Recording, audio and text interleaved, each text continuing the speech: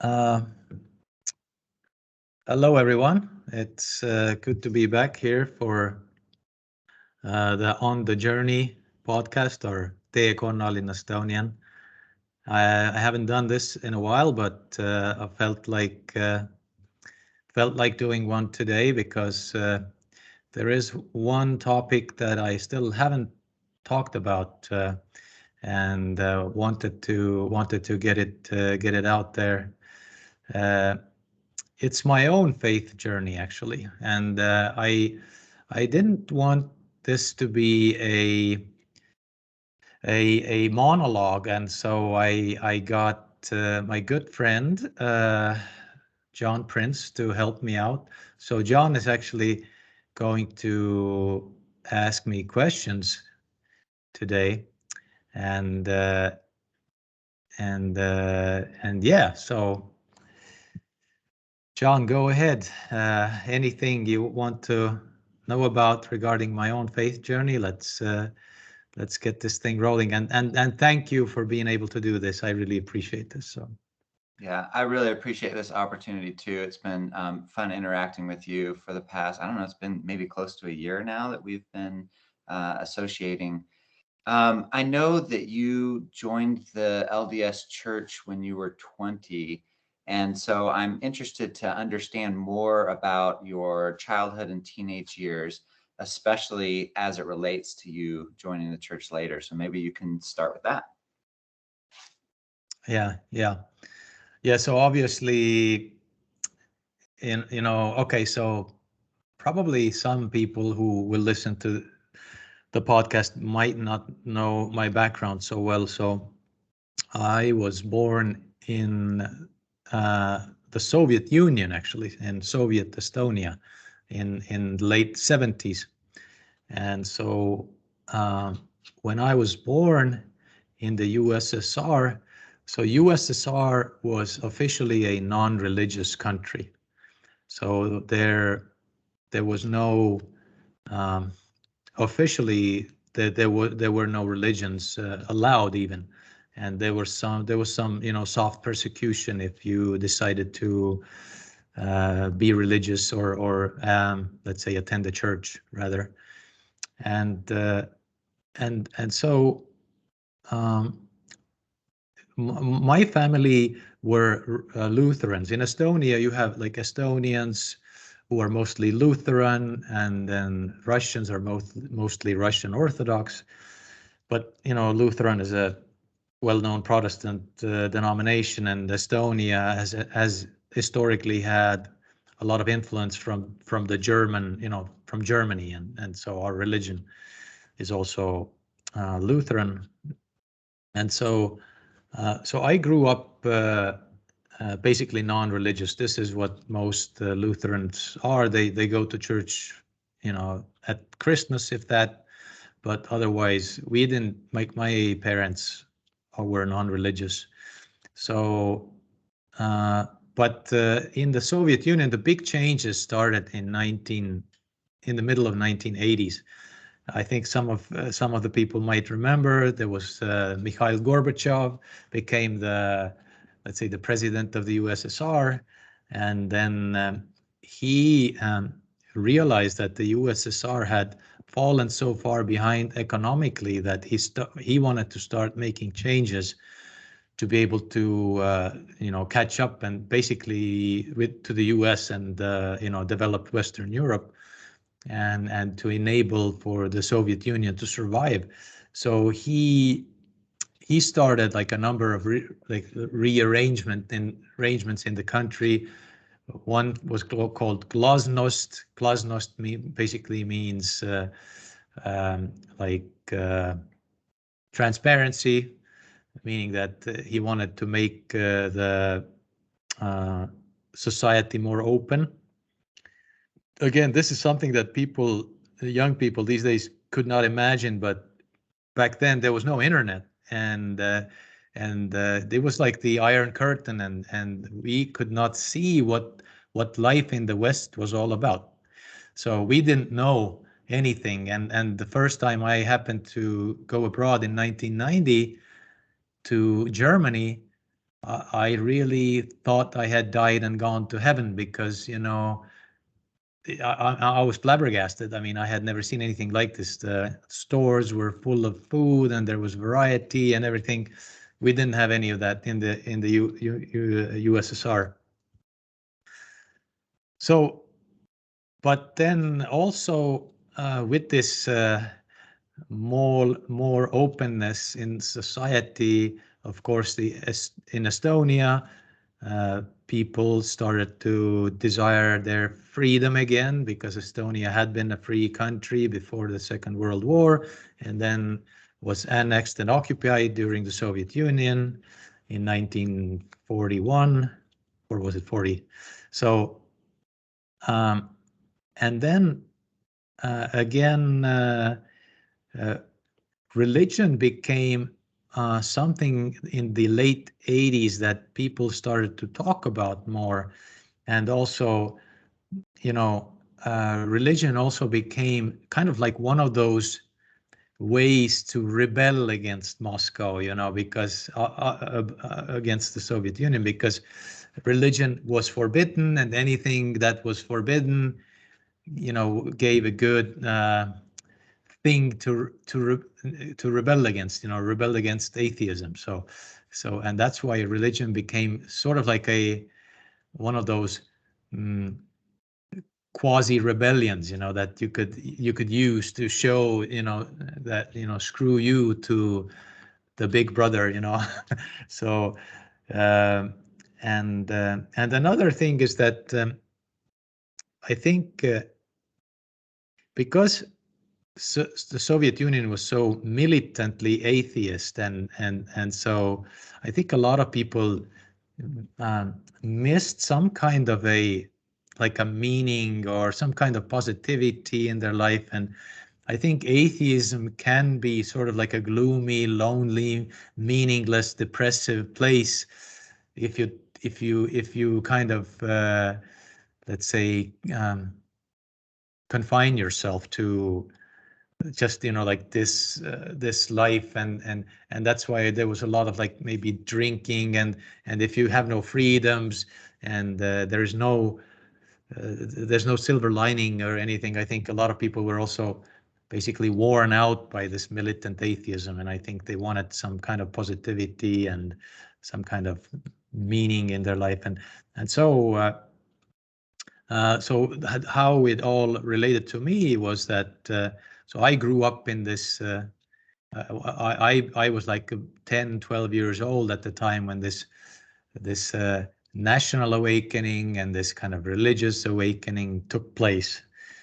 And many foreign religions, you know, Mormonism, Jehovah's Witnesses, Pentecostals, you know, you name it, Buddhism, everything was like very interesting and new for Estonian people, like or Soviet people, because it all kind of symbolized this freedom, this you know, freedom of thought, and this kind of positivity, this meaningful life and everything. And so of course it was exciting to talk for people to talk to you know, people from the United States, missionaries, and you know, Mormon missionaries were very successful in their work at that time, of course. And so I think and to kind of compound my personal story, or my personal receptiveness to religion later on in life, was the fact that you know, even though at the time when I was young, I thought of religious people as kind of like they were crazy people, you know, like I saw them around, but the things they talked about were just kind of crazy, you know, for a little child, and they seemed like kooky and whatever, but that became like, that changed later.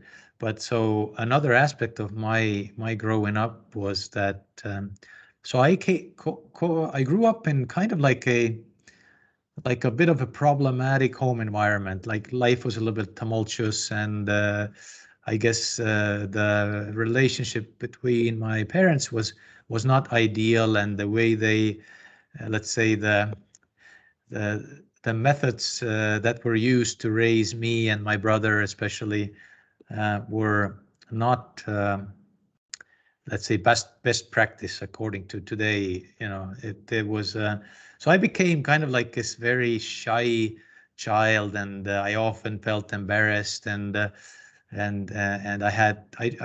developed kind of like this inferiority complex, I would say. And but what happens then, what tends to happen with children or youth like myself who have this inferiority complex, you can also become kind of ambitious, and there's like this chip on your shoulder. You want to prove that you're worth something, and to gain back this kind of respect and approval. And uh, and so I became very ambitious, and athletic, sports was a big thing in my life. There was a time when I wanted to be a pro athlete. Of course, I think many young boys go through this period in their life. So, and I also developed this like really sarcastic and sharp and witty humor. Like I was kind of like often I was like the joker of the bunch, among friends. And so I had those, like one of my friends told me recently that I always had those premium jokes, that those very sophisticated and punny. Uh, but uh, but yeah, but so also this growing up in a small town, like the small towns I grew up in a small town. And those are often referred to as kind of like these depressive small towns, and so mine was also this kind of like so. It was like 14,000 people maybe, but it's small. Like you knew almost everybody, especially your own age, and so and back then, youth started drinking and partying from fairly young age. I did too, like from let's say age 15 or so, and my friends were into like really heavy metal music, and so was I, and and I got into a couple of street fights here and there, and so it was kind of like this sort of a not like this clean cut outstanding upstanding youth, but rather more of like a problem child. But but I had still like my larger family, like extended family, there were still a lot of good people, in it that provided this kind of grounding. That my grandmas were awesome people, and my uncles, and my parents too. Like they're good people. It's just that there were some problems, but so I mean I wasn't like a total criminal or anything, but I had some kind of just like problematic episodes. And so and I had these different very good examples there too growing up. Like for example, in the 10th grade, um, I somehow through some friends so, got into a wrestling practice, and the wrestling coach was a really good person, like kind of like a father figure. He was very confident and strong and positive, and didn't drink any alcohol, and was like a good example in that way. And so having this kind of a tumultuous youth, I would say by grade 12 I started to take life more seriously, and like really decided that I wanted to get higher education and improve my behavior. And another important thing about that was that in high school, this uh, you start to grow up in a sense that you start looking for in my case, let's say the approval and interest of the opposite sex, you know, and what I realized is that, you know, when you're this constant, this goofball, you know, this joker type guy, then girls are not interested in that. So girls want you to behave and be respectable, so that, you know, you wouldn't be an embarrassment to them either. And so I really, by grade 12, I remember, you know, one of those motivating factors was that I wanted girls to like me more, you know, that so I had to change my behavior to become more of an adult, you know, less of a goofball, and so I started to take life more seriously, and so yeah, I decided to get higher education, because my parents didn't get higher education, although my grandma had and my grandpa had. They had been to a university, but my parents didn't.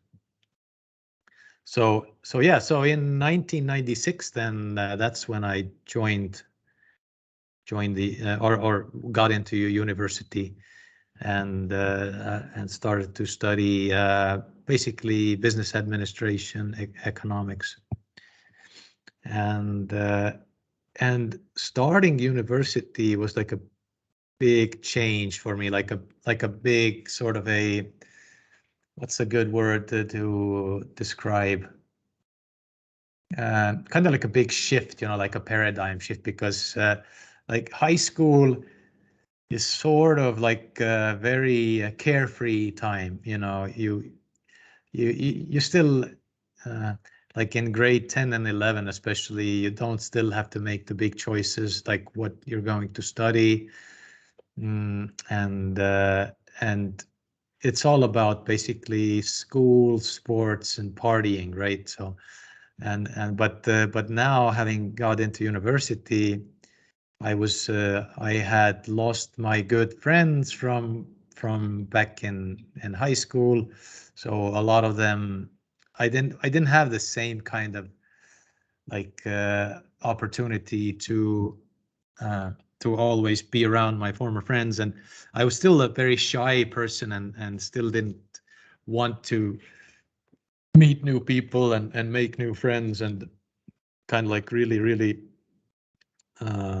it was a real problem for me. So I remember it was kind of like a shock to me, like now I'm all alone here, I don't have my former friends, and I felt kind of sad, kind of like this existential sadness, you know, like and I remember that was the time when I really started thinking about the purpose of life, you know, like, so what is my purpose? Is it just to now go to college and you know, get a job and you know, start a family, and then bring up those children, and then, you know, then die, you know, is that it, you know? So that was like, I had this like real desire to have like some kind of a bigger meaning in for life, and so I was really kind of thinking about that a lot. Yeah, I was just going to comment that transition into university life. I think that brings those feelings to lots of people. I know I had those. I was, you know, a member of the LDS church, but there is just that, you know, you start to see the scope of life. And before that, it's always, there's something kind of looming in the future. You're still in high school. You have a lot ahead of you. But yeah, so yeah, I can just relate with those feelings. And there's so many, I think so many people can, and you know, and the religious community senses that and kind of knows that as well, and it's a great time, you know, for them to introduce their paradigms and thoughts. Anyway. Absolutely, and there were a lot of a lot of offerings on the market. You know, there was the Jehovah's Witnesses, there were these Campus Crusaders for Christ, you know, various others. There were always the Hare Krishnas on the streets, and sometimes they stopped and talked to you. And interestingly enough, though, I never saw any Mormons, or at least I didn't notice any. So until that fateful day that came a few years later. But so again, the next concrete step that took me closer to becoming religious was that like I said earlier, that sports was like a really big part in my life. And in 1995-ish, so the last year in high school, I had become very interested in boxing because, that was the time when Mike Tyson got out of prison, and then he had his, boxing fights, and they started televising those in Estonia. And so he had a couple of fights there, and I was totally just smitten, with boxing. And so this really kind of suited my personality and this my biography well, like being this. And I grew up, I was kind of like one of those like weak young men, and I felt that sometimes, when you get picked on the street by someone else, you feel like you could, tell them to shut up and prove that you're the, stronger man if needs be. But uh, without any like martial arts training, you don't have this kind of confidence, right? And so I was naturally drawn towards boxing, and I kept following boxing. And then in 1996, there was this very big and popular heavyweight championship fight between Evander Holyfield and Mike Tyson. And so, against all odds, Evander Holyfield was a huge underdog, but he won that fight. And he was so I became an instant Evander Holyfield fan, and found out that he was religious, like he was in like super religious. He's from Alabama, like in the Bible Belt. And so I I saw, and I started to then also boxing. I started to going to the boxing practice, and so I realized that boxing is, and any combat sport is a sport where the consequence of a mistake or failure is dire. Like you get physical pain, right? And then the randomness, there, it seemed like in boxing, when you practice it, everything happens so quickly that you know a flash strike, and the match is over. And so this kind of randomness, you want to increase your control over this randomness. And that's why I noticed that many martial arts people, like boxers, mixed martial arts fighters, so forth, many of them are religious. And I think that might be one of the reasons, is that they feel like when they have when they have a relationship with God, or try to please God, then maybe God will protect them and reduce the randomness, and give them this kind of self-confidence and courage to go forward. And so I became religious through uh, trying to do well in boxing. But at that time, I had no desire to join like a church or something. So was that religious? I mean, I guess, yeah, I'm interested, like, what did that even look like? When you say you kind of became religious, was that sort of a belief in God? Was it a belief in Christianity? Yeah. So did that have, what form did that take, or was it just fairly loose and amorphous? Yeah, it was definitely not organized, and it was Christianity. But I think because of the proximity, because of the cultural, background. I think I probably started reading, the New Testament or something. Okay, I forgot to say that when I was younger, I did once at least read some kind of a children's Bible story book, and I was impressed. Those stories from the Old Testament and the New Testament, they were impressive, and because a lot of those stories are these these miraculous, like faith miracle stories, basically. And they are impressive, especially on a young child. And so, so I didn't start attending any church, and I had no intention to, but I remember, I think I prayed or something. I remember definitely like talking to others about like how religion or faith in God is a good thing. And so yeah, and I just recently I was going through some correspondence that I had at that time with a female friend. I mean, I wouldn't call it a girlfriend really, but I had a friend, you know, from high school that she went to another university in a different city, and so I started corresponding with her, and I remember, or I saw in those letters that you know I had talked to her about how I had discovered faith in God, and was really excited about it. Yeah. So it was not like I met then the missionaries in 1998 in the summer, and by that time I felt I was religious, but when the missionaries, so what happened was mm, I had a summer job with my brother, and we were living at the dorms, you know, at the campus, and then yeah, I came home from the summer job, so we were basically working a construction job, like construction manual labor helpers, and so when I came home one night, missionaries walked up to me on the street and then stopped me, and their first question was, are you religious, or do you believe in God, or something like that?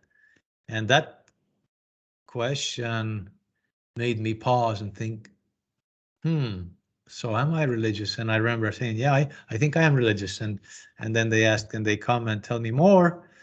And I said yes, you can, because up to that point I had always said no when, you know, someone on the street wanted to talk to me about religion. But with them, I guess I felt um, like they felt like they seemed respectable, and they seemed like happy and clean cut, and I guess I recognized that like this could be something that I could want in my life, or like this kind of person I wouldn't mind being, because they had this conviction and this goodness, you know, about them, and I think I kind of justified or to myself that, well, at least I can practice English with them. So, you know, like kind of telling myself, giving myself the the license, you know, to talk to them. Yeah. Did they do English lessons formally as a way to attract investigators, or not really that time? I don't remember if they were doing it at that time in particular, but you know, missionaries have done those, and so it is a part of their arsenal for sure. And I think they initially tried to teach me in Estonian, and I think we kind of did off and on. I think I told them to teach me in English, and yeah, so yeah. Why did you want them to teach you in English? Was that kind of part of because of your desire to practice your English, or was that Yes. because you wanted to hear them express it in their native tongue? If you know, so yeah, that's an interesting. Yeah, I think that I wanted. I think I needed a reason, like for myself, in like my subconsciously, I needed a reason to allow someone to tell me about religion, and perhaps I said, you know, like, hey, well, uh, that was more like justifying it to myself, you know, and that I could at least practice English. And to be quite honest, I don't remember. I think they probably taught me in both languages. So but yeah, so they were good missionaries. I had various questions. They started to teach me at the dorms. I mean, in my dorm room, and they were good missionaries. So a lot of times I had questions, but the questions, the way young missionaries deal with questions most often is like, don't worry about it. just just ask, pray, read, ask for confirmation. When you feel the good warm feelings inside, that's how you know it's from God. And a lot of testifying. And another brilliant thing is, of course, giving the commitments, and commandments, and make you think about it. And I mean, those really worked. I really was impressed, and it all seemed miraculous how I was able to stop, drinking coffee and alcohol, and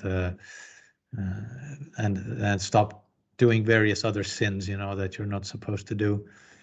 So yeah, this commitment pattern worked. Yeah. So when I about after 2 months of meeting with them, I took the courage to attend church for the first time, and I was impressed by my experience there. Members were friendly, and yeah, it felt like this kind of like a family and friendships that I had been missing, and everyone was so positive, and many people came up to introduce themselves, and so this I felt surrounded by love and welcoming and such. So I did. It was a positive experience. But still, they continued to ask me about, whether to be baptized. But I kept telling I don't want to be baptized, because it felt like such a big change, and I realized that then I would have to start professing publicly, and change my life completely. And so I still remembered how I had felt about religious people, that they were, crazy people, and now I would have to become the crazy person myself. So I wasn't at first ready, but as time went on, and as I kept reading and praying and attending church, and that I eventually then decided that I want to get baptized. And I had a very strong spiritual witness then. And of course, I use the word strong spiritual witness. Obviously, I now interpret, what happened differently, but I think I still, I don't want to get into it now, because I want to just kind of show respect to the experience, and I'm happy. I'm okay with talking about the experience in those terms. So, but the way it happened was that I was just I took a trolley one morning to go to school, but after a couple of stops, I noticed my missionaries walking on the street, and then I felt this desire to just kind of tell them that, guys, I've decided I want to be baptized. I wanted to make them happy, and make like their hard work is worth something, because I had become very good friends with them by then. Like we hung out a lot together, and their happiness meant, something to me. Like I didn't want them to always go around walking on the streets without any success. So I wanted to tell them that, I've decided, and I got off the trolley. I went to them. I said, okay, I'm ready to be baptized. I want to be baptized. And so they were very happy. They were surprised, of course, but then I got back on the trolley, and when I got to school, I really had this feeling come over me that like like this feeling of warmth and light kind of enveloped me, and I really felt like I started to levitate. You know, I remember distinctly looking down and make sure, like, is this something that's really happening, or are my feet still touching the ground? And so, of course, my feet were touching the ground, but I really felt like, you know, flying and like being lifted off the ground. I think this feeling stayed with me for at least until the end of that day, maybe even the day after. And so the way I interpreted it was that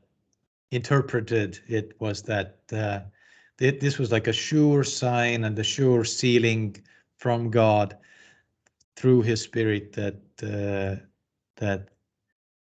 I needed to be baptized. And so, of course, you can interpret in different ways, you know, like what that meant and everything. And even if I was still religious, I could say that, well, it was a sign from God that, you know, He is there, or something, that, you know, like I still have the leeway of saying, well, you know, this was not the sign that the Church of Jesus Christ of Latter-day Saints is true, but it could be a nudge from God that, you know, you should go and join this church for now, at least. So, of course, I now have an entirely naturalistic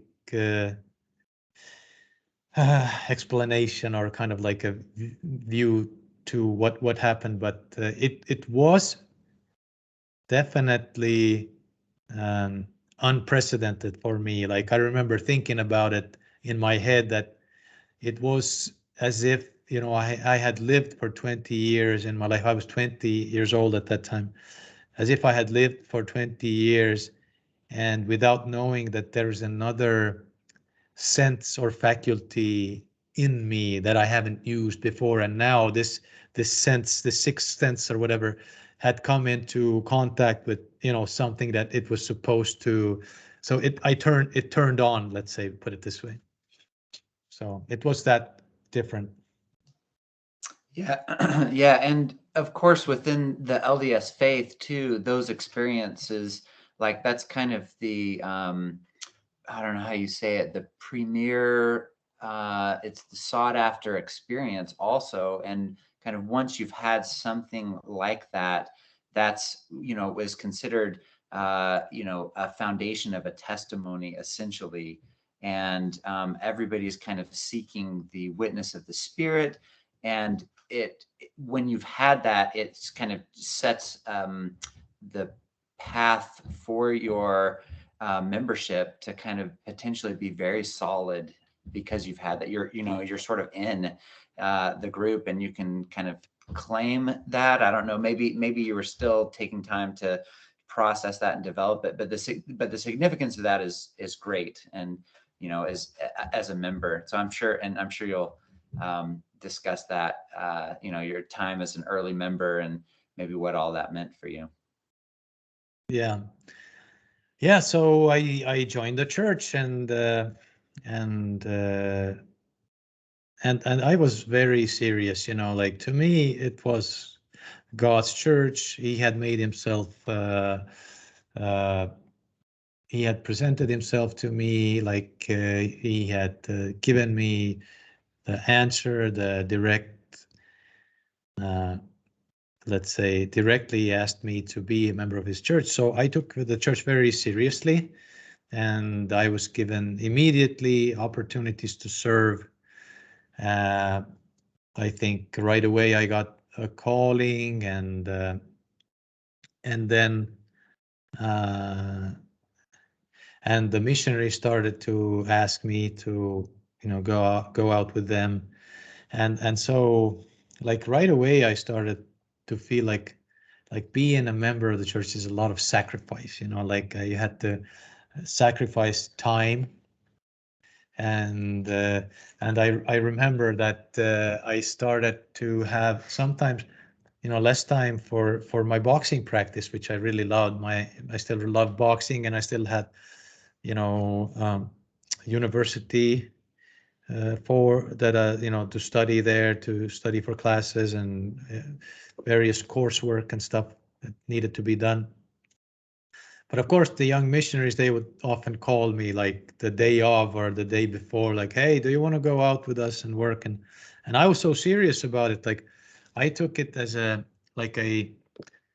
my sacred duty to go and go out with them and teach the investigators. And so I think I went out with them at least 2-3 times a week, and at the expense of other things that I did. And I also obviously sacrificed my friendships, because I no longer felt like it was appropriate for me to go out with them to like nightclubs and bars, and obviously I wasn't going to or able to drink alcohol and such. And maybe the biggest sacrifice is kind of like this, that your willingness to acknowledge to the world that you're a Mormon, you're different. And it always came up, when I wouldn't drink coffee at work and such things. But I had a testimony, and I took it very seriously, and obviously I was blessed. I was very thankful for my blessings, and I saw the blessings as coming from God, and when things were hard or church was hard, then I just considered it my sacred duty and part of the way I had to perfect myself, and so before too long, I was asked to serve in the branch presidency. I think probably that was in early 2000. But before that, in February 2000, I got my patriarchal blessing, and it was, of course, this typical patriarchal blessing. You should serve a mission, you should marry in the temple, and then you will be a leader, and beware of the devil, and so it was kind of like this classic patriarchal blessing that I got, and then when I was in the branch presidency, the branch president was a returned missionary, local Estonian, and he also exhorted me, or he did it very, very, very kindly, but he often found time to tell me how big his mission had been in his life, like how big of a blessing it had been, and so I definitely felt encouraged to serve a mission. And then so I was approaching the end of university, and then in the spring of 2001, that's when I decided that I'm going to serve a mission. And so I then graduated from the university in end of 2001, and I had my plan to serve a mission. And so I did end up serving a mission, and so I served in Toronto, Canada, from 2002 to 2004.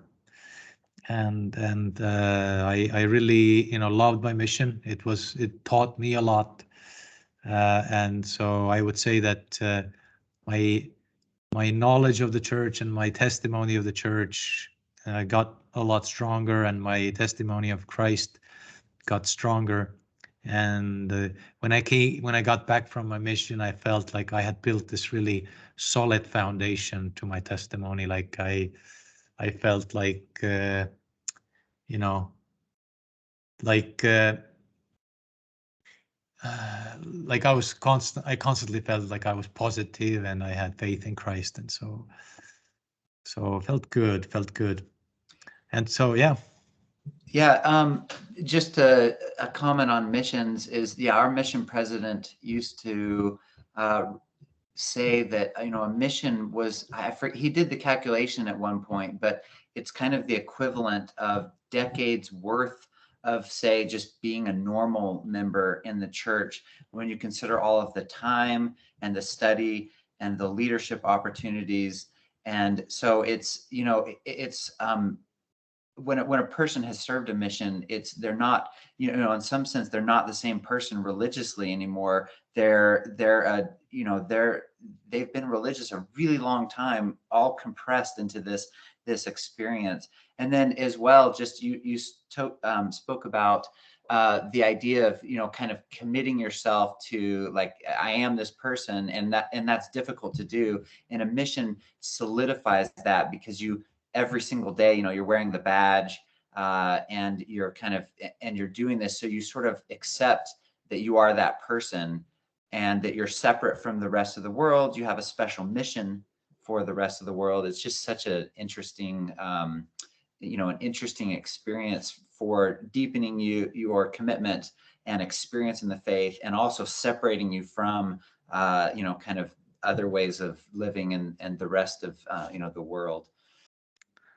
Absolutely. I think that,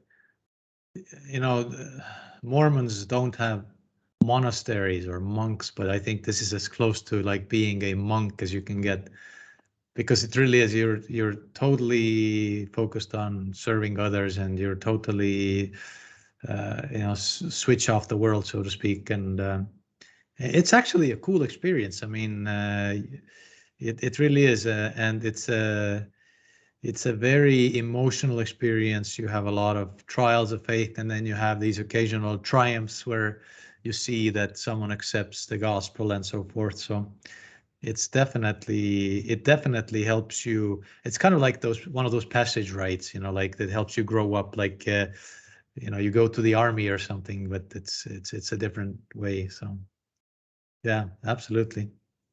So and for a long time, this mission was kind of like a dividing point in my life, where I was like, okay, is this everything before my mission and now everything after my mission? And but I got back from my mission, and in 2004, and I had been a fairly more of a senior than other missionaries, because I went when I was 24 and I got back when I was 26. So when I got back, obviously I started to try to get a job and look to start a family. And so I was lucky that I got a job fairly quickly to be a CFO in my friend's company. And then I first started dating a non-member, but then I quickly realized that that would have no no future, because when you're so committed to Mormonism, then and I mean, you don't realize how different we are from the rest of society. But when you're in it, like when you're in it, you don't think you're so much different. But when you come into contact with others and you discuss like common future or something, then you realize like it's so different. Like that. Yeah. So I had this one non-member dating experience and quickly realized that there was no chance that was going to work. So I kind of reassessed my priorities and decided that whomever I'm going to marry should first and foremost be an active, devout member. And unfortunately, I was able to find a suitable candidate, and married my wife. And so we married in the Stockholm Temple in 2006. So and then I just started having all kinds of like leadership positions in the church. Like first I was Elders Quorum president, and I was very focused on numbers, like throughout because I'm a finance person, and my leadership was always characterized by this focus on numbers and how do we measure our progress and success. And And so when the numbers were stagnating, it was like a big frustration for me. And so yeah, but then in 2006, I was called to be in the district presidency, and so district presidency is like a stake presidency, right? So it's just that in the district, it's the district presidency, and that taught me a lot about how the church works, and working with different branch presidents, and again, a lot of experience there. And then in November of 2007, I was called to be a branch president. And again, like aside from serving a mission, serving as a branch president was probably a time when I learned the most about the church. That's when you really get to see how the sausage is made, so to speak, because as a branch president, you are the person to whom people come to, to tell about their challenges, about their questions, about their sins, about the people they don't like.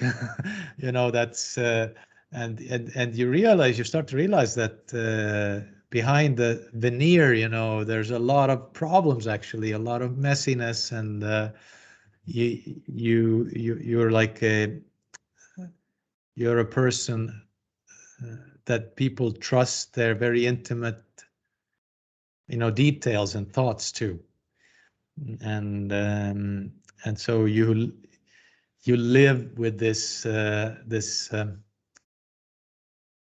you could call it a burden, but I mean, you sort of kind of learn to take it at face value. You don't. I didn't like. I tried to always like unplug myself when I was not involved in my church meetings or service, but still, I mean, it's kind of like 24/7. It's always there, and so yeah, very tough calling, but I liked it, and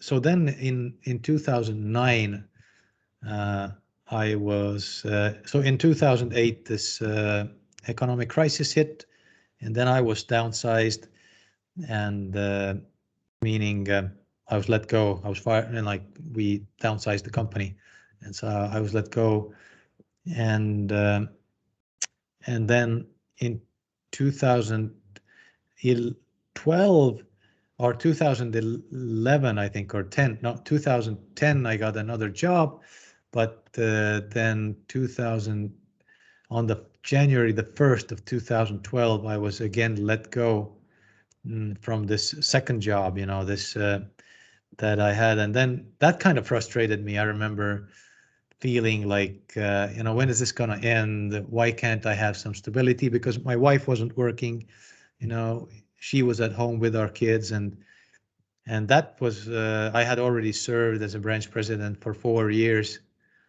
a little more than 4 years, and that was when I felt like kind of like burned out, and that's when I asked to be released as a branch president. And because we have this culture that you're not supposed to ask to be released, then I kind of worded it that, like, it's up to you, but I don't feel like serving, and you have to use all your persuasive capabilities to persuade them to that the best decision to do is to release me. Yeah. So yeah, it's kind of like this church culture is interesting that way, that we have those taboos, and we have those things you're supposed to and not supposed to do, and but still life is life, and sometimes you have to work around those, and then you have this creative way to still get your desire, what you feel like you have to get done, because I mean, otherwise it would just be, if you were so like radical about all of these good ideas, or then I think you couldn't live a normal life. It's it's not possible. And when you study church history, this is what you notice, that like when church members, we hear what the what current leaders tell us, local leaders and general leaders, and you think that because it all comes from God, you think that, okay, this is the way it's always been. But you don't realize that in history, things have been very different in the church. And like, for example, for me, I was really sort of, I was definitely like surprised when I found out that even after the word of wisdom had been given, church leaders still continued to um, not, adhere to it 100%. And even Joseph Smith himself drank alcohol in the Carthage jail at the very end of his life. So that's just an example. And you there are all these all these stories from church history when things were not so cut and dry and so black and white. I think it's so interesting because your time in the church, there are so many things that feel completely sacrosanct, like very sacred, and and this is obviously how you need to live in order to say, like, have the spirit and access the powers of heaven and things like this. And yeah, for sure, when you step outside, historically, you just realize that there's not, you're only in this tiny window of time where those things feel that way. But they certainly feel that way. Like, that's the funny thing, is like, growing up, we had certain things that we just never did as a family. And it's so difficult to think about, or anytime you would not do one of those things, it just felt like the worst thing you could be doing. But then historically, it just had almost very little relevance to the history of of the variability of how religious people, even within our own faith, lived their life in spiritual and healthy ways. So it's a weird it's a weird kind of box of the sacred that we kind of somehow put ourselves in and experience, I guess. I don't know, or it's really more of an experience, and it's amazing how that happens culturally. Yeah, there are certain expectations, and I think it's I think this sort of like overkill exists in the church, and these messages exist because I think that that I suppose that maybe the church leaders feel that, like, this is a volunteer organization, and people are lazy by nature, and then we have to have this kind of a hyperbole rhetoric all the time. Otherwise, maybe no one would do anything. So I'm thinking maybe that's what it is. But of course, there are different people, and some people really are lazy and sort of like thick-skinned and don't care too much about religion. But then there are other people in the church who are like me, who are these, scrupulous OCD religious people. And for me, when I don't do one of those things that I've been taught, then I felt bad, like I felt like I needed to repent, and so I needed to be perfectly honest. And of course, I mean, we all have our pet peeves. We all have our favorite commandments, that we speak. I mean, that we keep. But and then there are always others that we don't really care that much about. So, but I was one of those letter of the law type people. But I also, what I did also discover about myself, that family well-being was more important for me than being true to uh, being true to this kind of exhortation to always serve and never ask to be released and always take every calling. I normally did take every calling I was given. But for example, in the spring of 2012, when I still didn't have the job yet, and I was looking into some different businesses and nothing came out of those. And when the family economic situation was growing worse, then someone one day an area 70 from the Ukraine called me up and basically gave me a calling or offered me a calling. What's the proper word? Issue the calling to me to Or serve. extend it. Yeah, extend calling, the yeah. calling to serve in some kind of a like area trainer for the clerks or something, like financial or audit or something like that. I can't remember what it was. And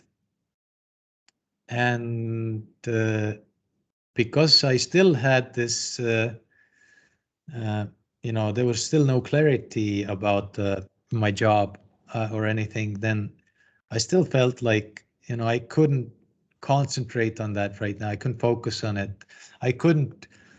And that's one thing that I've always hated is travel. When I was in district presidency, I hated travel, and I figured if I was going to be in an area calling, I would have to travel all the time, and so that was something I never really loved, and so because the family situation was still not under control, then the financial situation, then I just pretty much said again that I just so uh, uh, I would not be doing this with a like fully with a full heart, or like fully committing, because like I have this problem with my family right now.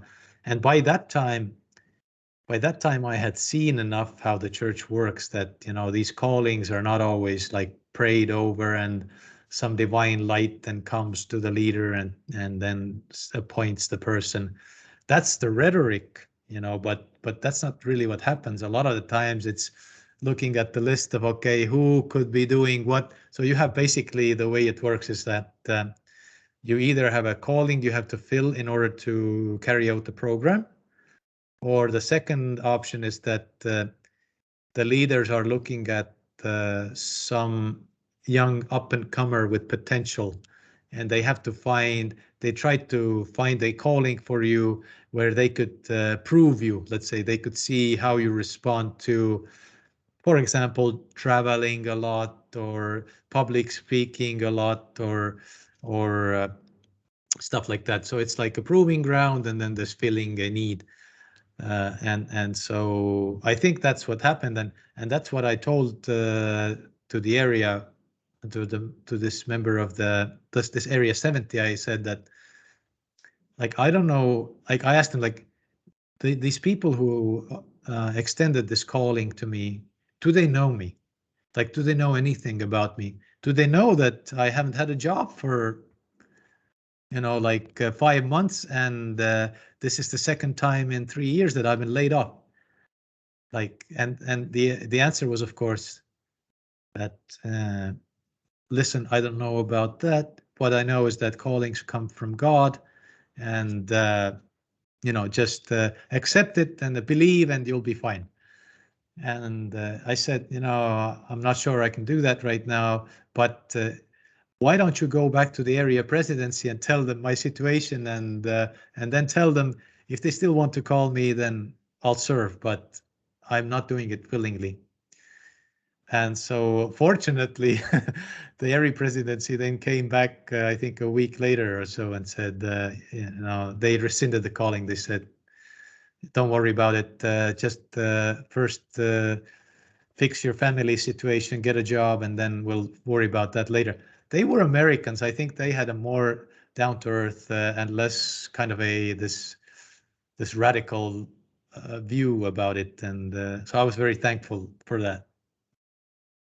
So yeah, but I think I wanted to relate this story because it just kind of it kind of illustrates like what kind of a person I was. That I was very devout, and spent a lot of my time serving in the church. But when your family life or financial situation is not in order, then serving in leadership and serving others, focusing on others is not easy to do. Well, and I wanted to interject the idea, like within the church, there's definitely the idea that family is the most important thing, or it's often kind of talked about in those terms, and so it's kind of the one thing that can is a valid excuse, or a valid reason. Excuse, maybe not the best word. A valid reason for doing something as drastic as not accepting, a calling that's been extended to you. It's where you have that family concern. And so in that sense, you could argue that you were kind of still, living the most faithful LDS, way that you could. At the same time, it's though when you have a series of experiences like that, there's something that happens, I think, to your view of the way the institution works, and the kind of inspiration that's happening. It seems like it can't help but feel like there's certain channels of inspiration that aren't being passed along, because otherwise why do we have to do this? It feels like it's very much a human experience of just negotiating and communicating those realities, and then all of a sudden it becomes clear what needs to happen, but it has to be done on human terms almost. So Yeah. Yeah, that's right. That's right. But like I said before, unfortunately, this over the top rhetoric is part of the culture, and I think it's to have some sort of a median commitment or devotedness come out, because maybe some people need it, but I know that like I did feel frustrated about this. Of course, I was always, throughout even my unemployment times, I was always a tithe payer, full tithe payer, and I mean I did end up never needing church assistance or government assistance, but I did feel it did feel frustrating that any money you had put aside or towards retirement or something, that I always felt like, okay, I have to be self-sufficient. And then I worked for a couple of years, then I was unemployed. I drained all my savings, and then started over and drained all my savings, and of course uh, it happened again in 2016, where I was again let go from a job, and the same thing. And at that time, I was serving in the district presidency again for the second time, and so I what what again ended up happening is that I again was looking, tried to I analyzed a couple of different businesses to start, but those didn't come to pass, and then I decided to be this kind of a freelance financial consultant to companies. And that ended up being a very important period in my life, because for the first time I realized that so I ended up getting a couple of clients and stuff, and had a couple of projects that kind of showed to me that I am able to um, look after myself, and that was a time when really I felt like so I was at that time 38, 39 years old, and I really felt like I was like coming into my own, like coming towards this peak time in life where you're this kind of a middle-aged, you still have health and energy, but you figured out how this world works, right? And when you're able to take care of your family financially, then you I became kind of like self-confident, and when I joined the church, for example, I looked up to this authorities like the apostles and general authorities and local leaders, and because you're a young person in your 20s, and you trust them, you trust that they know what they're talking about, like they know about religion and how God works and everything else and the scriptures. But then when you're coming towards like your mid 30s or late 30s, you at least for me, I started to think more about like, so what do I actually believe, and how do I actually see how the world works, and why should someone else be an authority in certain things in my life? Because what I had figured out by then was that our world views and epistemology and everything, they're very circumstantial. They're like a lot of it has to do like where I was born, to whom, what's my culture, what have I learned during my life, studied. A lot of those things are random, like which book I happen to learn, which podcast I happen to listen to, or stuff like that. And so, or other various things that can happen in life. And so I started to try to be more authentic, and just kind of started to look at life as like, okay, what do I actually think about things? What do I actually believe? And so yeah, so I think that was and by then I had learned a lot about uh, the from from other sources other than the church's correlated sources, because when you have this correlated and Sunday church experience, then it gives you a certain perspective on the church. Like it's a faithful perspective, and it's this kind of a very uh, dogmatic, this pure, this the church is so good and so pure and so divine, and our leaders are so amazing and awesome, and they're in harmony with each other, and but when you start to study history and look from other perspectives, and especially when you start studying other religions and psychology and sociology, then this kind of a two-dimensional picture becomes three-dimensional, and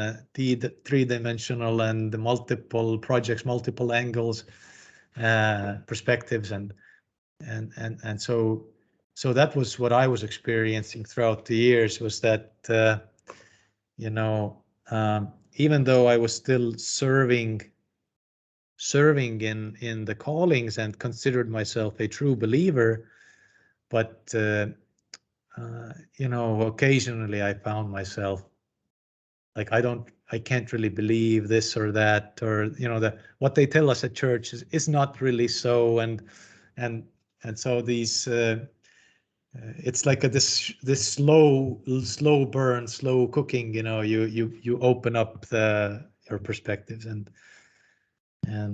yeah, so So kind of along with this, in the outline that you had shared with me earlier, you had an experience um, relative to a beard and a calling or oh something yeah. like that. And I think that, to me, like that was a fascinating experience, and also kind of demonstrates your sort of, I don't know, cultural independence. It's an interesting story. So I'd love to just hear you share that and how Yeah, that kind of factored into your journey. absolutely.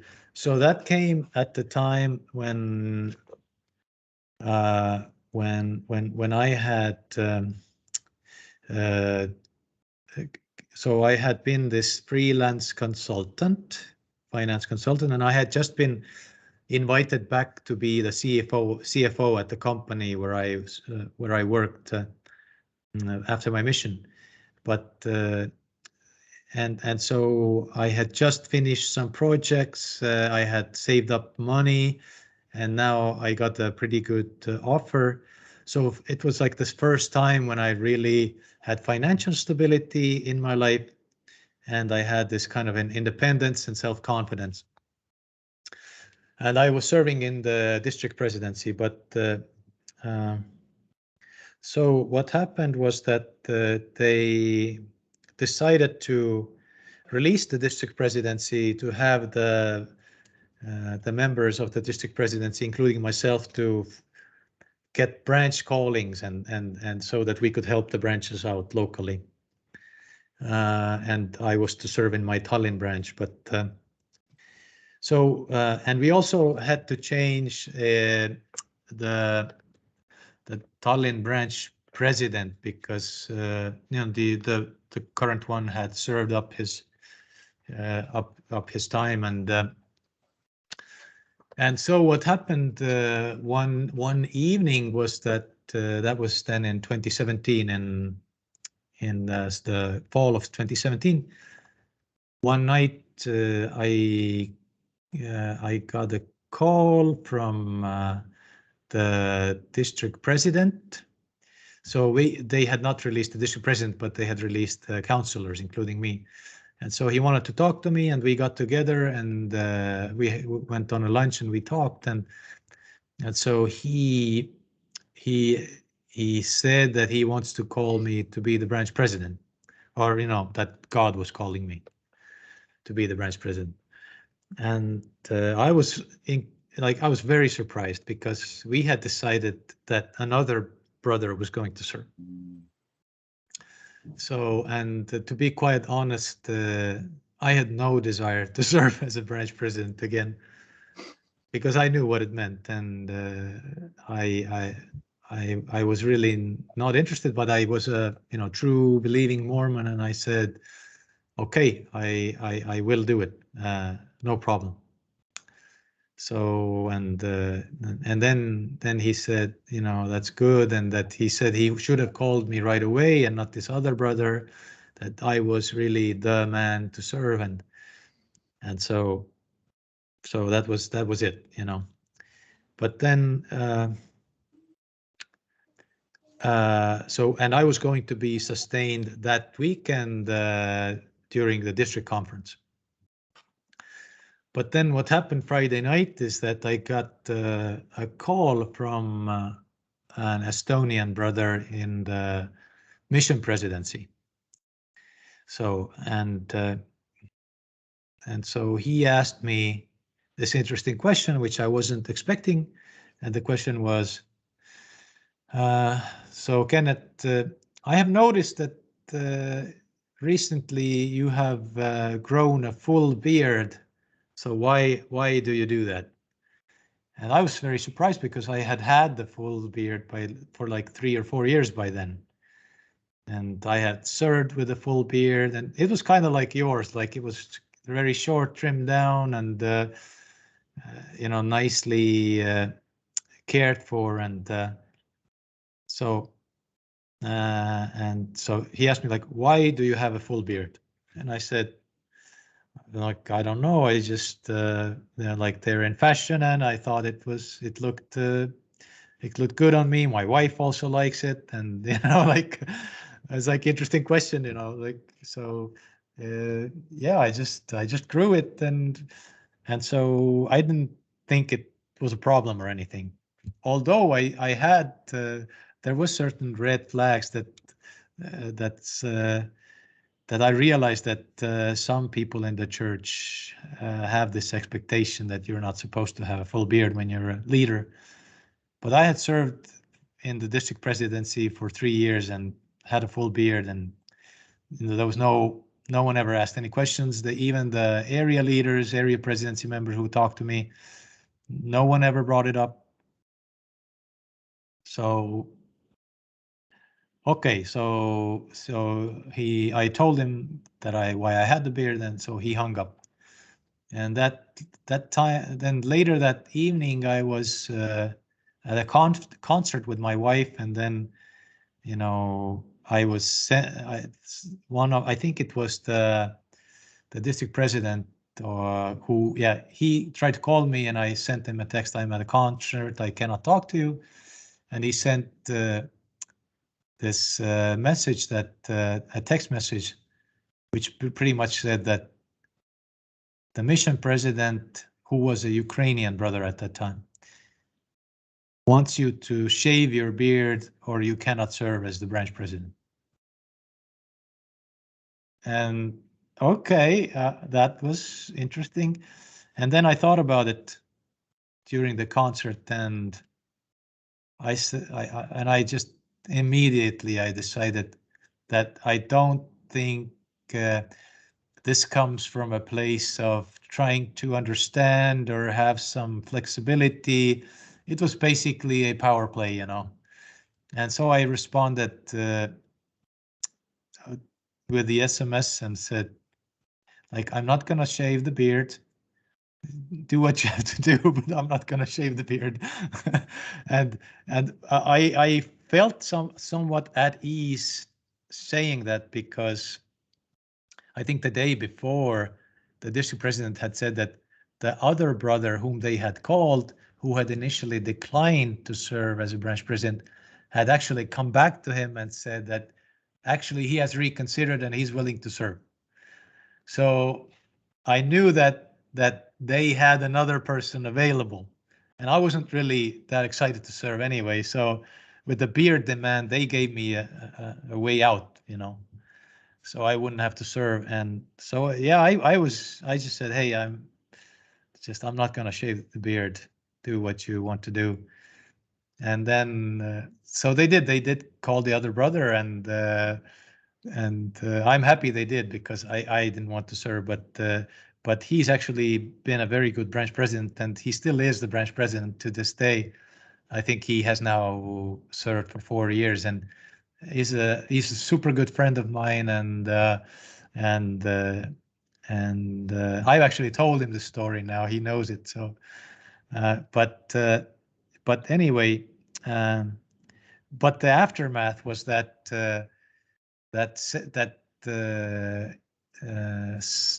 that weekend on Sunday, I think during the Saturday evening and the Sunday, the main district conference meeting or session, I was basically publicly, anonymously rebuked. This there was this the presiding officer was a member of the area presidency, if I remember correctly, or he could have just been an area. I think he was just an area 70 at that time, a Russian brother. And so he basically gave a talk about how we're supposed to follow our leaders no matter what they say. And if Jesus came to the sacrament meeting today, he would be dressed like us. He would be wearing a suit, and he would have short hair, and he would not have a beard. and so it's like kind of like this passive aggressive rebuke.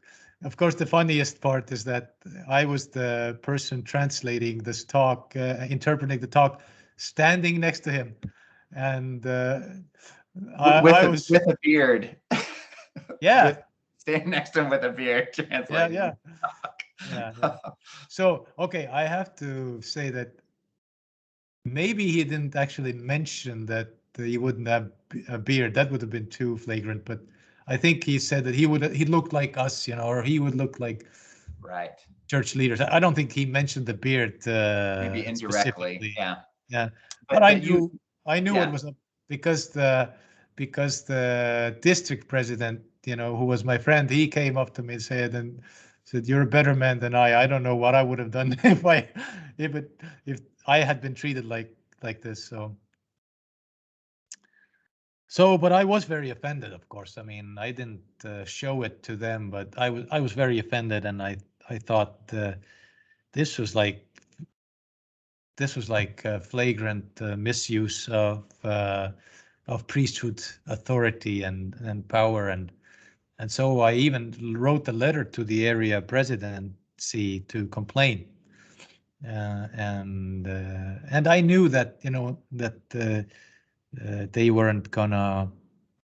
I wasn't expecting them to do something to the mission president or something like that. He's actually now in the area presidency, this mission president. So, but but I just wanted to express my frustration, and I did study the topic a lot, and I realized that how it started, this whole beard rule started in the 70s or something like that Yeah, late 60s and 70s. Yeah. yeah, in Yep. BYU, Yep.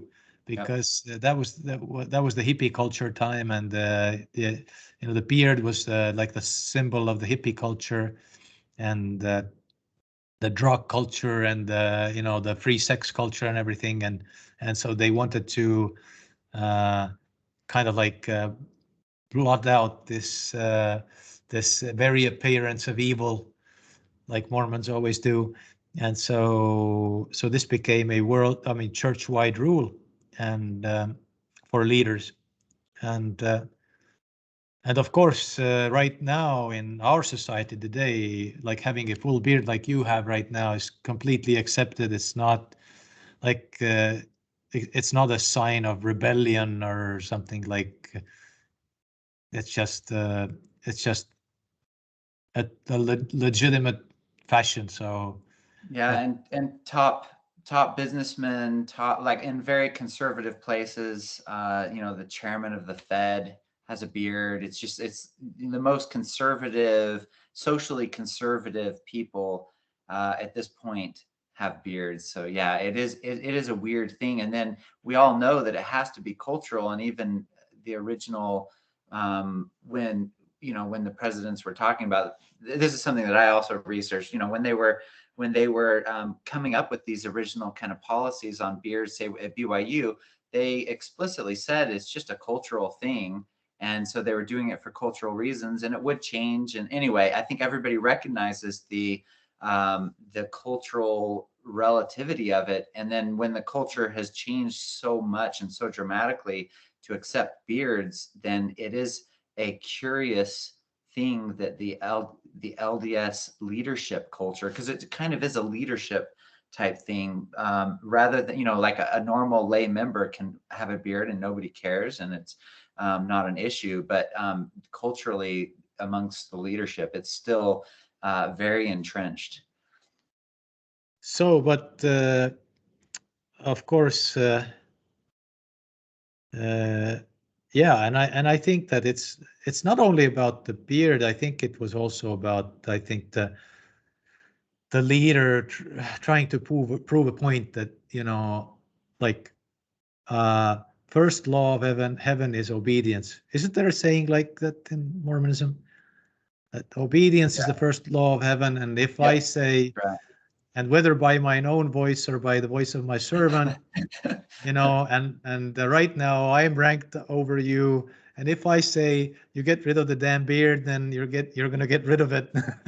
And of course, at the end he won, because probably like half a year or so later, I developed with age this huge gray spot here, so it didn't look good anymore. So I started shaving it anyway.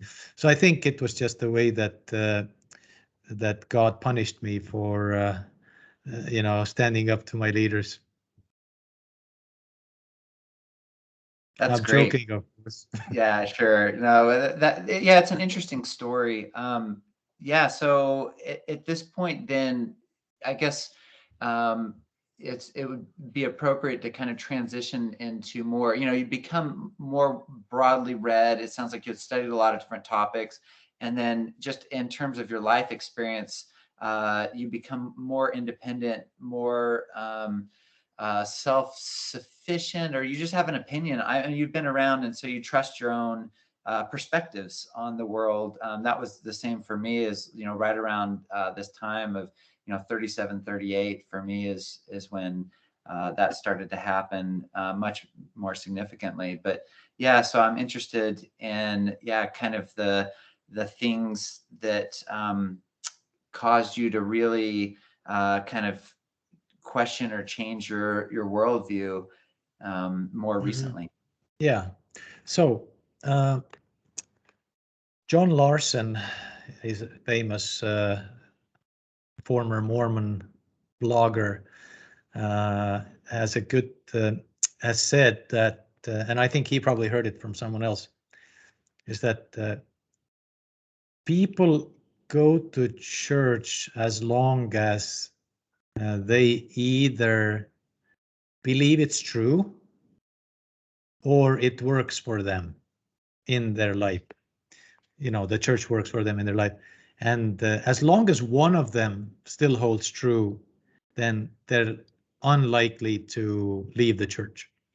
But as soon as both no longer are true, both statements are no longer true for them, then it's easy for them to leave.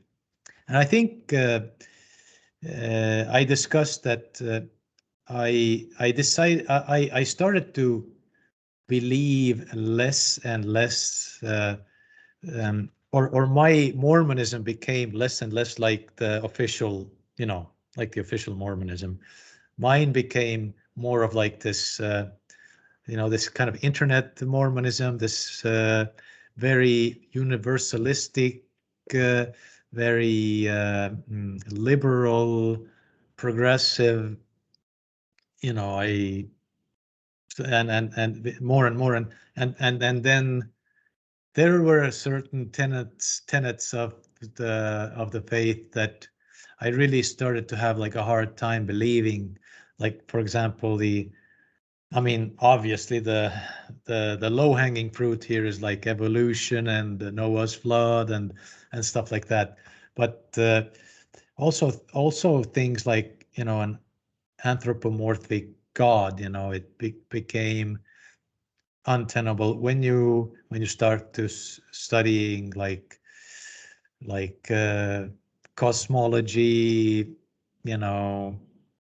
how the universe works, and also things like artificial intellect and stuff like that. This attachment to anthropomorphism or human shapedness or human likeness as kind of this intrinsic characteristic of God becomes less tenable. Like why would he have to be like? Why would God have to be he? Why would he have to be, a human?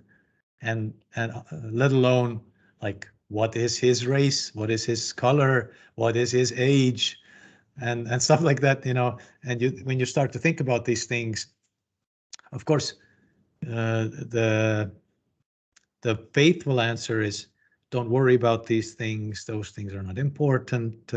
We will figure them out later when we get there. But then you start thinking, well, what if the whole concept is absurd? Like there's nothing to really figure out when you get there, because the whole thing is absurd. So it's not like some tangent or detail is not making sense, but the whole notion doesn't make sense. So things like this. But oh, I failed to mention at the very beginning. I will say right now that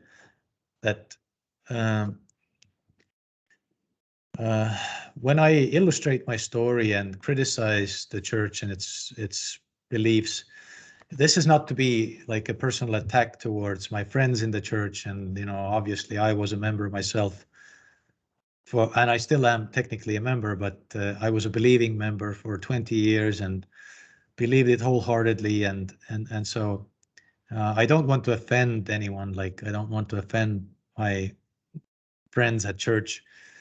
I hope that what they can gain from this is just kind of like an understanding and maybe empathy towards someone like myself, because I am probably the highest profile defection from the church, throughout its history in Estonia. So probably many people have questions about, my journey and the decisions that I have made. And so I just want to tell them that, I have all the respect and many positive things I experienced in the church. But I am just describing my story and, the way I thought about things and how my faith journey progressed. So, but getting back to the topic of believing the tenets was one thing, but the other thing was, well, does the church work in my life? And for a long time it really worked, and I believed it worked. But then there were some things that happened that made me realize that it doesn't really work the way I would like it to work, or that it should work. And one thing that is important here in the story is that I cannot go into detail, but I will just say that in the summer of 2018, we had a loss or a tragedy in our family, and so this it was a very visceral experience, because when you hear about these kinds of things happening, or when you even hear about the church and they talk about, like, God is a loving God, and it's a test of faith, and always be faithful, remain faithful. But still, when this happens to you, or when it happened to me, it felt sort of absurd, like it felt absurd that God would permit such a thing to happen in my life, because or in our family's life, basically. And like, I felt like this coldness towards God, like I still believed in him. I still told him that I believe in him, and things like that. But sometimes I also felt like basically complaining to God, or accusing him, like why are you such a, I don't know if that's a good word, but like a jerk, and like why, like I have been totally devout and true, and done everything. And I realized, like, intellectually, I realized that, I am subject to trials of faith and tragedies, and I am also, like, my faith should be tested like unto Abraham and stuff like that. But but but when you have like a visceral tragic experience in your life, like when someone very dear is being taken from you, basically, you do start to question, like, why God would you let this thing happen? Isn't it sort of perverse, that you would essentially you, God, would torture, like, it's mental torture. And so I remained active. I remained faithful in the church, and it remained believing. I mean, my belief in the realness or reality of God didn't change, but I felt disappointed in him, let's say. I felt cold towards him. And so yeah, so that was one thing. And the other thing that I was still not able to, like, this beard thing still perplexed me, because I was mostly perplexed that that the notion that the the church leader, the mission president, felt as if nothing had happened. Like what he had, the way he had treated me was okay, that we were best friends. He would always come, and when he was in Tallinn, he would always come to me and hug me and shake my hand and never talk to me. And I'm sure he knew that I had written the letter to area presidency, and that when he would be in town, we would address it. But no, there was no talk about it. He didn't want to address it. He didn't want to say, "Look, I understand the area presidency, told me, and let's talk about. Let me explain why I asked you and why I wouldn't let you serve." But no, there was no, as if that had never happened. So it was always in the air, like this kind of my grudge, against him. And so I became, as a kind of like as a result of those things, and also another important development was that my oldest daughter was becoming, a teenager, and was actively showing her lack of interest towards, churchy things and church-related things, like, for example, reading the scriptures together and praying together. And she was so clearly not interested, and showing that she's not interested, and it affected, the next child, and so I felt angry about it, and all those things combining together, I became kind of like this very irritable, short fuse, and angry person, and it started to create this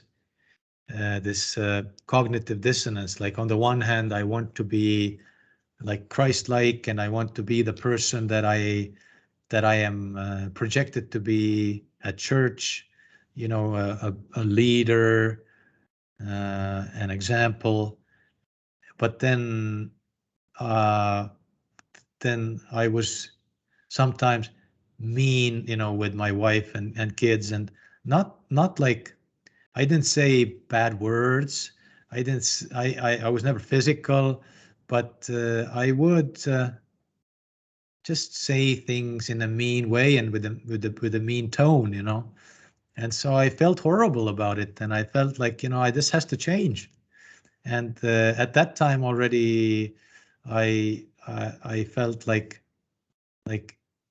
anything is up in anything is subject to change. Like, even if that means that I have to re-examine my approach towards how we live the gospel in our home, or how I demand, or how religiously I demand, my kids' um, uh, observance. I have to get rid of this anger streak, that I cannot be like this. It's going to destroy my family, maybe. So this became a catalyst that, I now had two things. I no longer really believed 100%, and I realized that it's not working, in my life. And so yeah, I became less interested in my calling. I was a branch mission leader at that time, but I was not very interested anymore, because it seemed like no matter what we did, the missionary work didn't really progress. And then the other thing is that in the beginning of 2019, they knew that the current district president was going to be called as an Area 70, and so they started to look for a new district president. And so the mission president interviewed me just to kind of like see how I am and how everything is going. And so I didn't already have fond feeling towards him, and at that time I was not really believing very much, and also I felt like I really needed to work on my character, like. And so I felt like telling him that I didn't feel like I had the testimony or the worthiness to that extent that is required to serve in this calling. And so, yeah, I felt like I don't want to be considered to be, the future district president. And yeah, so I no longer felt like bearing my testimony, and so by mid 2019 I was like in full blown faith crisis.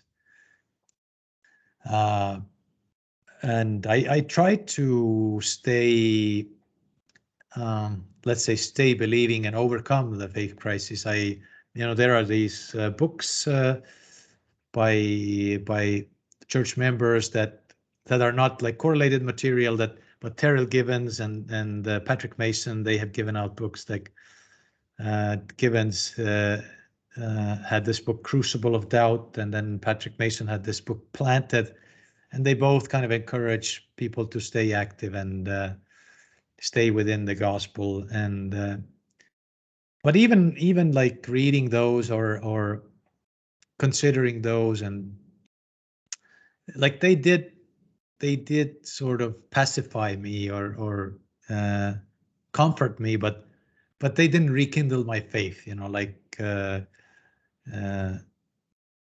yeah. So, and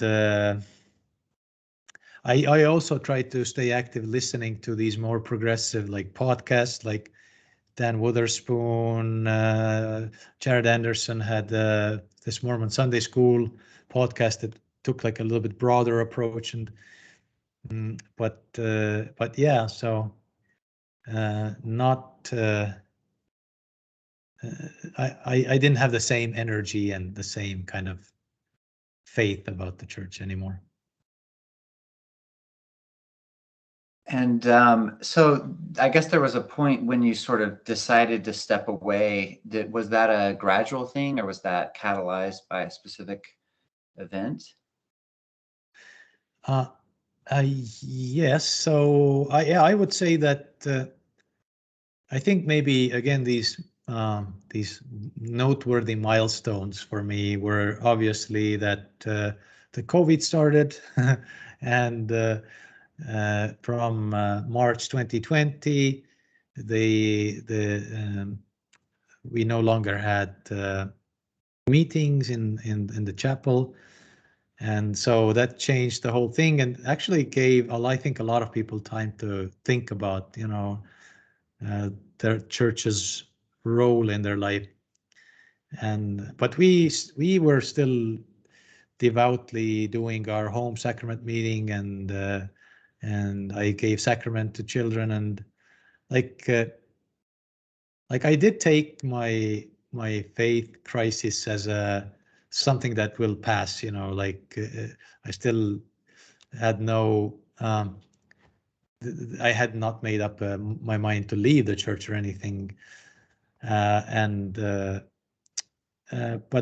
I did, for example, in February 2020, I started blogging. I really felt like I want to blog about the religion more broadly than just what the correlated materials are, and I read various books that just helped me broadly approach religion, and was learning from non-Mormon spiritual authors and stuff like Richard Rohr and Eckhart Tolle, and who else were there? Philip McLemore is an LDS person. He has written interesting things about meditation and Eastern spirituality. Also Fowler's Stages of Faith, you know. So, and then in April 2020, I decided that I wasn't very interested in the general conference, you know.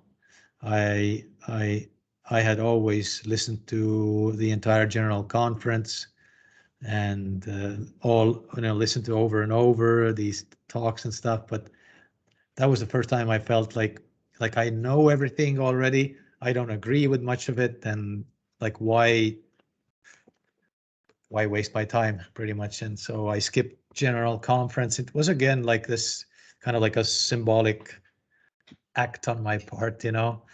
And so I haven't listened to general conference since. So and another big catalyst was that in the summer of 2020, I started my podcast. So my initial goal was to do interviews with Estonian members who had left the church or who wanted to discuss non-correlated topics. But then I felt like I wanted to, I didn't want to confine myself to Estonian speakers. I wanted to just whoever I felt like talking to, whether it was in Estonian or English, I wanted to talk to them. And that's how I also found you. And we had our podcast in December. But I actually, what I first discovered was your blog. What was it called again?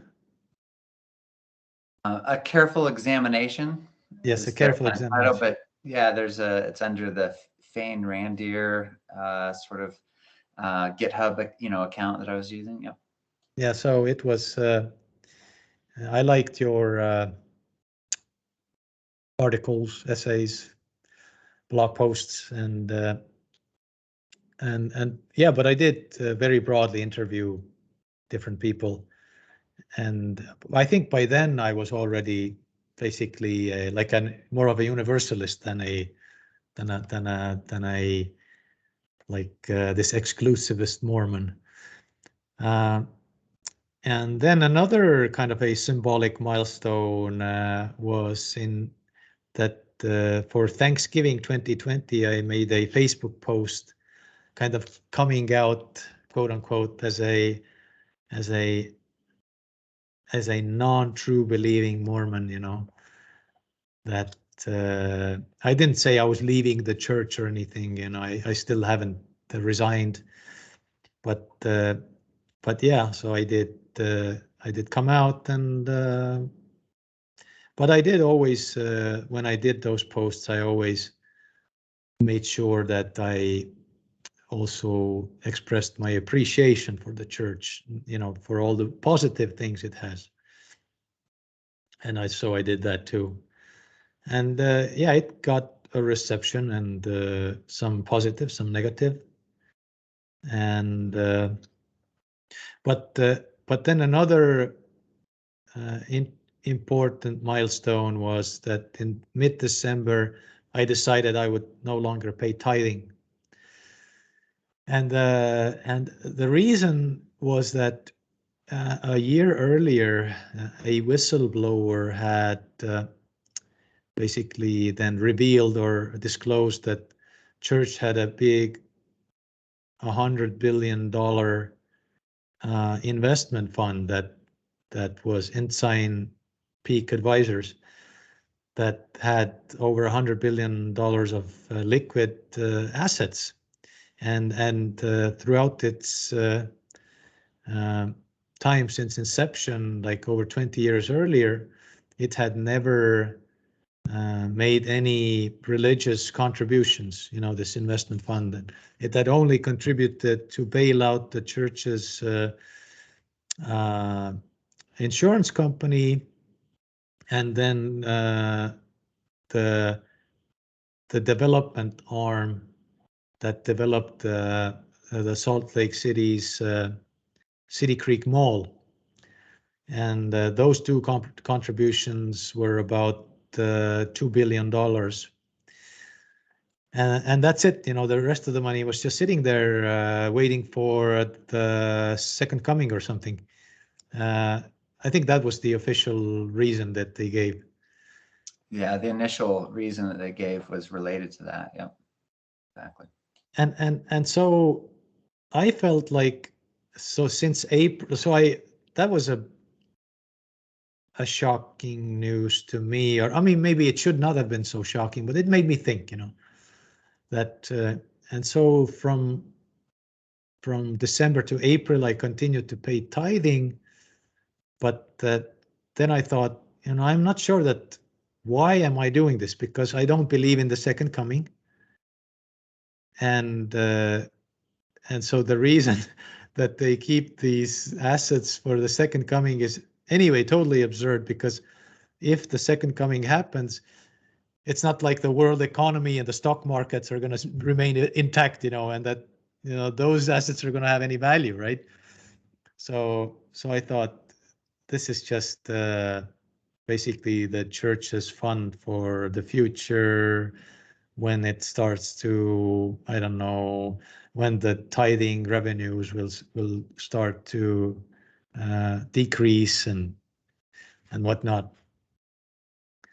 So I wanted to make sure that my contributions, my volunteer contributions, are going to have immediate impact, and help those that really need it.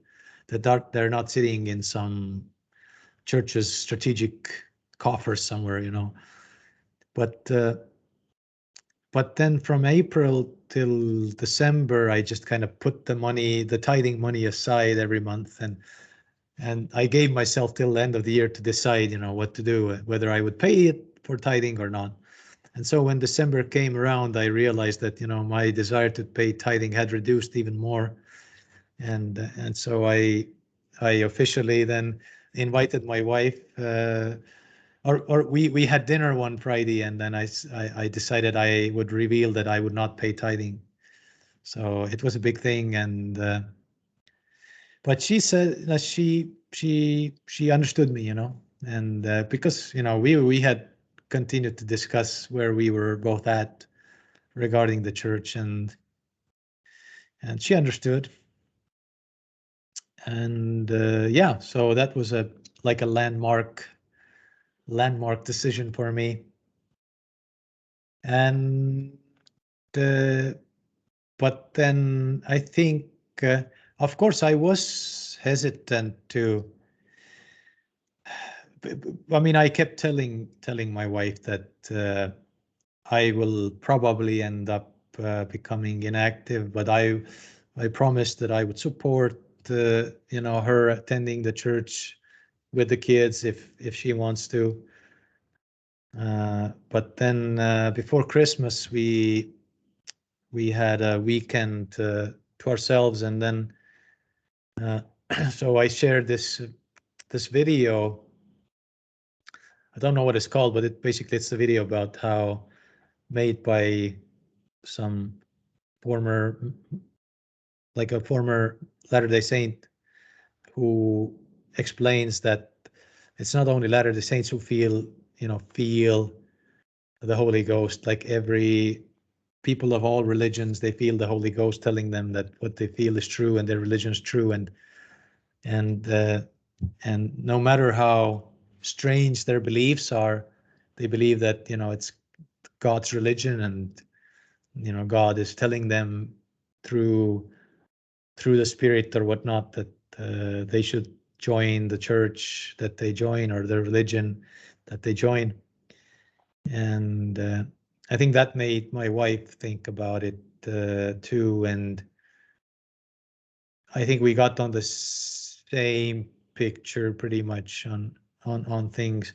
Obviously, we still have a lot of differences on how we view our church experiences and stuff, but I'm glad that there's no big dichotomy between us, like, or a big conflict between us. So we are happily happily inactive since pretty much January of this year, and pretty much, yeah, distanced from the church. So so I have just a few follow-up questions that are kind of general. If you have kind of gotten to it feels like we're sort of at now almost. And so the first is, what is it that you most appreciate about the LDS Church, and also that you most appreciate about your journey through the church? So kind of just generally, but also from your own perspective in your own life. Mhm. Yeah, so there is a lot. And a lot of it is very positive. I think that the LDS Church gives can give you like a solid foundation for your life, in a sense that helps you stay away from big trouble, like alcohol and drugs, and alcoholism and drugs, and stuff like that.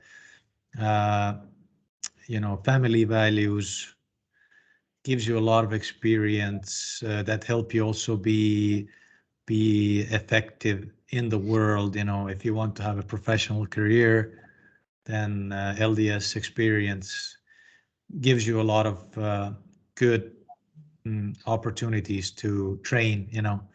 You you learn how to speak publicly, to manage, to lead. It gives you it's essentially a lot of it. The doctrines are positive. You have a loving God who cares for you, who helps you, who hears you. Um, it helped me overcome my uh, low self-esteem. Obviously the community aspect, the serving of others, helping you um, prioritize stuff other than yourself, or like this. It's selflessness. And so, yeah, and I think uh, I feel like I benefited from the church in my life when I was in it. And I I am not sure how I would have how my life would have turned out, or how I would have handled those trials that I had. Yeah. So it gave me also, yeah, confidence, many positive aspects. So. That's great. So one of the common ideas taught in lesson manuals and also culturally is the idea that that one of the main reasons that many members leave the faith is because they were offended, or because they were prideful, like they were too prideful. And so I'm curious, so, some of the stories that you've told, I think a person, say a member of the church, might hear those and say, oh, well, there's the offended, there's the pride. And so, what would you say in response to that? If someone Yes. said, oh, well, there you are, you're just kind of those are that explains it. That kind of explains your journey, is Yeah. those things. Yeah. So I think the first thing I would say is that I was in the church for 22 years, and don't think that I didn't think about those things. Like, don't think that I was somehow blindsided and I never thought about, like, I wonder if I'm prideful. I wonder if I'm offended. How should I deal with this? What does the Lord want me to do, and what does the church want me to do? So obviously, when you're going through a faith transition, those things are on your mind constantly. You constantly analyze what the fault in your system is, pretty much. And so that's one thing. But and the other thing is that I think that those are the simple answers. But I think, like I explained, for me, rather, I felt that it was a gradual uh, opening up to a bigger picture of the world, or bigger world view, and different epistemology, different paradigm, and also just starting to notice more and more how certain things in the church just don't work for you, or don't work for me, don't work for my family. It's not optimal, like I'm not able to realize the church's vision for myself and for my family by being in the church, which is ironic, right? So the church should be happy because I feel that I have become more Christ-like since distancing myself from the church. And the church, brought me to the point where I think it gave me some good ideals. Some of the ideals are not so good, but I think that the general idea of being loving, kind, good, empathetic, helping others, so forth, what Jesus would do. Like I still try to do those things, and being anxious, short fuse, angry was not, was not the way to achieve those goals. So I really don't mind what people think, if you know what I mean. Yeah, that's a great response. I guess that's what in a lot of ways, when you go through an experience like this, it feels, or it can feel more like a progression, not necessarily a linear progression, but some kind of progression. It's just outside of the LDS box, and sometimes those experiences catalyze your ability to step outside and kind of view things from a different angle. And so there may, potentially a good thing in certain ways. Yeah. And one more thing I'll quickly mention is that I think that different people prioritize different things in life, and so for me it's always been about truth. So and of course the paradigm in the church is that truth is what God says, and God's word, and through the prophets and everything. But what if my truth is different? Like, what if my truth does not even entail God?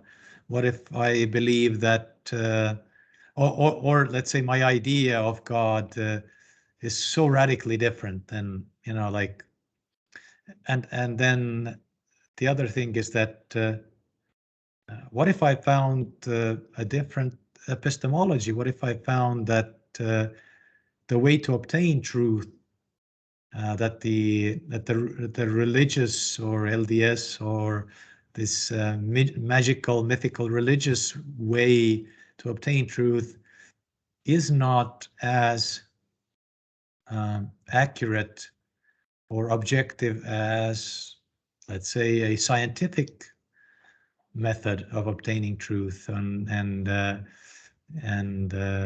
maybe it is more objective, and so I would say that I was primarily out for truth and tried to live in harmony with my understanding of what the truth is. And so, if my idea about God is no longer in line with the church, then the idea of doing God's will and God is the source of truth, those no longer have meaning in my life.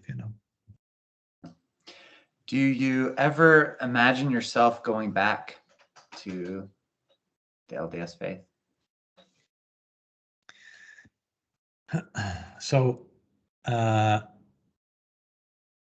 I think, look, I don't imagine it right now, but again, I definitely would say that never say never, because like converting to Mormonism was a huge change. Deconverting from Mormonism was a huge change. Neither of those two things was I able to foresee. Like I was thinking, I was planning my retirement and where I and my wife would serve our missions. And so like I don't know, like, but of course the thing is that with the way the church is right now and with the way I am right now, I don't think that we would have a harmonious relationship.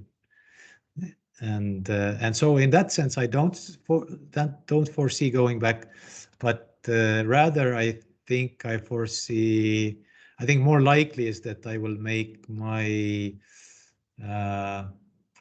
distancing from the church more official. But so yeah, but I do feel like maintaining some kind of relationship with the church,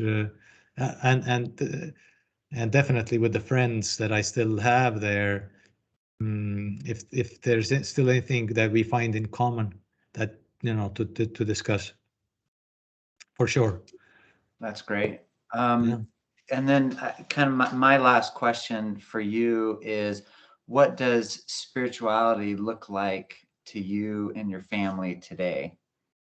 Yeah. Okay. So, like we don't discuss spirituality in our family today. so yeah, we don't call it by that, but if I was to, but I still don't, but I still consider myself spiritual in a sense that I'm not this I'm definitely not like a worldly person, or not. I don't derive my meaning or my like self, what like the picture of myself or the worth of myself is not dependent on only like some kind of worldly things, or my position or stuff like that. I do like nice things, and I do like my position in the world, because quite frankly, I'm an ambitious person, and I'm a connoisseur of various luxuries that life affords. But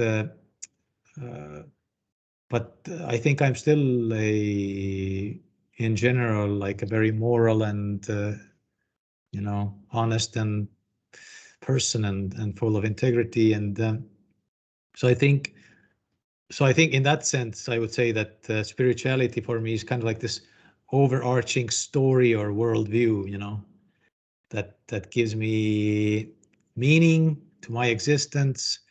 It's and gives me life goals and kind of what activities I'm involved with.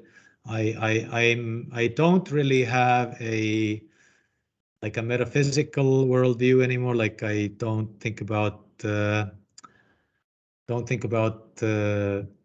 afterlife, or I don't think about gods and angels and stuff like that. But yeah, I feel fulfilled. I feel like I do like to stay honest with myself. That I do often wonder about, like, would my worldview hold up under different circumstances? Like it's because it hasn't been pressure tested. like what if I really had a bad streak, you know? Like I don't know the way I would like. What if my trials were akin to Job or something? Like I don't know what I would be doing then, you know. But I try to think about it. You know, I try to see like, am I just deceiving myself? Am I letting the devil deceive me, or worldly success deceive me? Because I mean, I have very happy and fulfilled, like my family relationships with my wife, my kids, my siblings, my parents, my colleagues, my friends. Like I'm uber blessed, you know. So, but I mean, then again, I think a Mormon approach or idea would be that I guess I'm doing something right, that I'm so blessed. So, you know, so, but and also spirituality. Like I derive a lot of spirituality, or those feelings of awe, and this, you know, feeling the spirit a lot when I'm with my kids, for example, just communicating with them, interacting with them. My oldest daughter is going through the growing up period, the teenage period.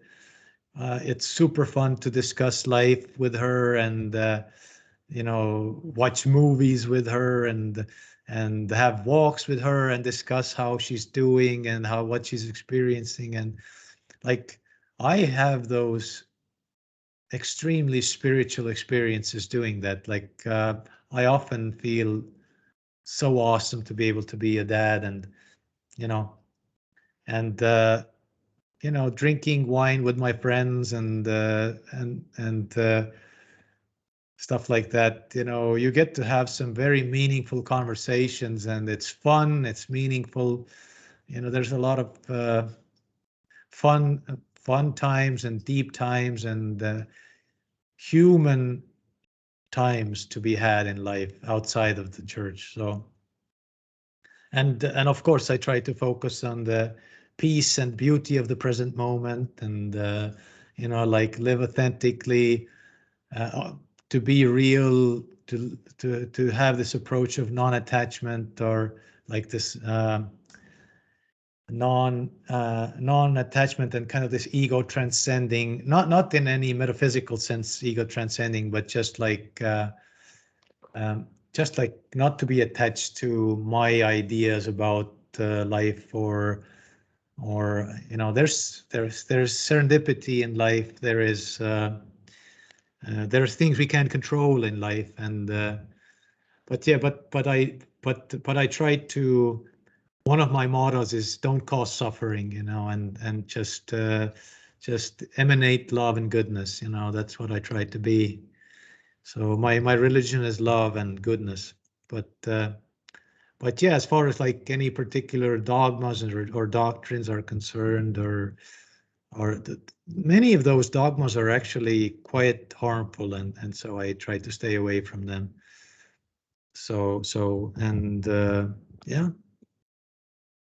So there is a lot. Of course, we can't go into everything, but there is a lot, and I'm very fulfilled. You know, I'm truly happy and fulfilled, and it has been a difficult transition out of the church, and you sort of you can only see one step ahead. You don't know where exactly you will end up, and from like a period of 20 years of stability, all of a sudden, you know, there are so many transitions, and you always like you try different things, but I'm just happy to be free, to live authentically, to try out different things, and I'm really content and really happy. That's a fantastic answer. Is there anything else that you that we didn't cover that we ought to cover, or do you think we hit all the Yeah. key points? Well, I think as the final thing, I want to just bear my testimony that I know that the Church of Jesus Christ of Latter-day Saints is not true. And I'm just kidding. No, that's not the message I want to leave with, but I just want to say that, you know, that yeah, I guess there is. I just encourage people to study broadly, and look deep into themselves, and just I think God is not a kind of parochial, legalistic, vengeful, you know, this kind of a vindictive person that some people sometimes think that he is. Yeah. That's it. Okay. Yeah. Well, that was fascinating. Yeah. Thank you for sharing, like, just your journey. It was inspiring and super interesting. Just fantastic. Thank you, John, for taking the time, and I hope that those who listen will find something of interest. Take care. Thank you very much. Okay. Well, talk to you later. Bye-bye.